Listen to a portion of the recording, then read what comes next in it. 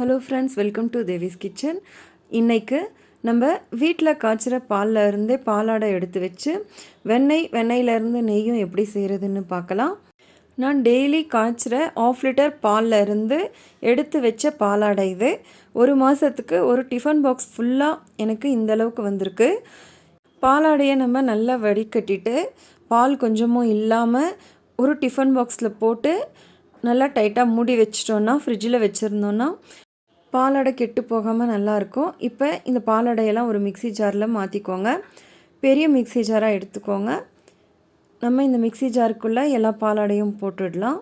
போட்டுட்டு ஃப்ரிட்ஜில் வச்சு நல்ல கூலாக இருக்கிற ஐஸ் வாட்டராக நல்ல பெரிய டம்ளராக 2 டம்ளர் தண்ணி ஊற்றிக்கிறேன். இப்போ இதை அடிச்சுட்டு வரலாம். பாருங்கள், ஒரு வாட்டி கொஞ்சமாக அடித்ததுக்கப்புறமா எந்த அளவுக்கு நல்ல வெண்ணெய் திரண்டு வந்திருக்கு.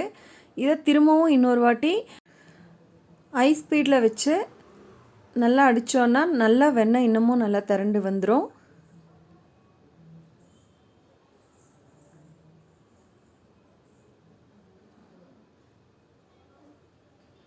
இப்போ செகண்ட் டைம் அடித்தா இப்போ இந்த வெண்ணெயை நம்ம திரும்பவும் நல்ல கூலாக இருக்கிற ஐஸ் வாட்டரில் நல்லா அலசிக்கலாம். அதுக்கு ஒரு கிண்ணத்தில் ஜில்லுன்னு இருக்கிற தண்ணி ஊற்றிக்கோங்க. அந்த தண்ணியில் நம்ம அடித்து வச்ச வெண்ணெயெல்லாம் போட்டுக்கலாம்.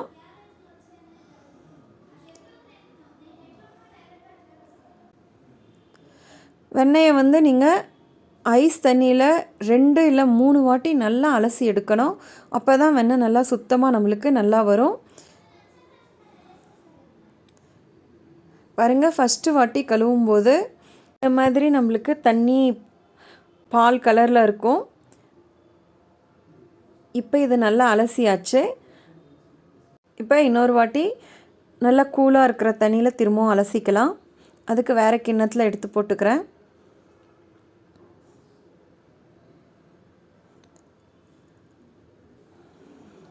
இப்போ பாருங்கள், இந்த மாதிரி நல்லா அலசிக்கோங்க.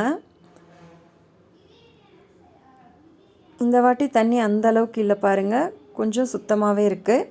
இன்னும் ஒரு வாட்டி கூட நம்ம நல்லா சுத்தமாக இருக்கிற தண்ணியில் அலசிக்கலாம். இந்த மாதிரி சேர்த்து வச்சு வெண்ணெயை நல்லா அலசிக்கோங்க.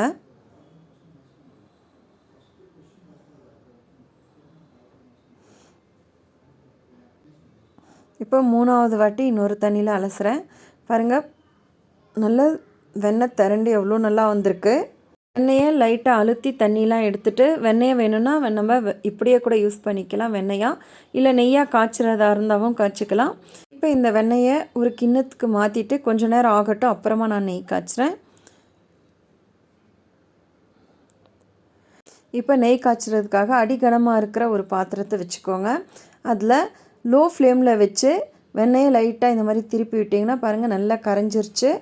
இப்போவே நம்மளுக்கு எல்லோ கலரில் நல்ல நெய்யாக தெரியுது பாருங்கள், நுரையாக வந்துட்டுருக்கு.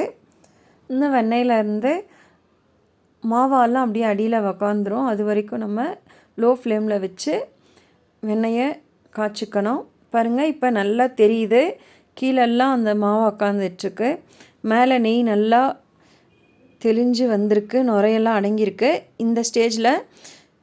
இந்த ஸ்டேஜில் கொஞ்சமாக கருவேப்பிலை சேர்க்குறேன், நல்ல வாசனைக்காக.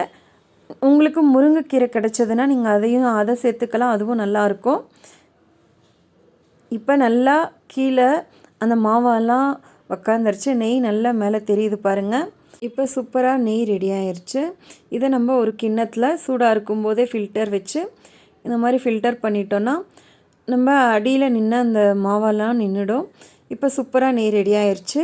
இது நல்லா ஆறினதுக்கப்புறமா பாருங்கள், நல்லா நுரையாக நல்ல கெட்டியாக சூப்பரான நெய் ரெடி ஆயிடுச்சு.